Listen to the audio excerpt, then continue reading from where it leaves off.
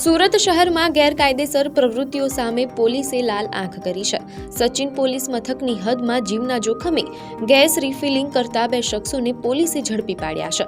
રહેણાંક વિસ્તારમાં આ પ્રકારે ચાલતા કાળા કારોબારને કારણે કોઈ મોટી દુર્ઘટના સર્જાય તે પહેલા જ પોલીસે બાતમીના આધારે કાર્યવાહી કરી છે।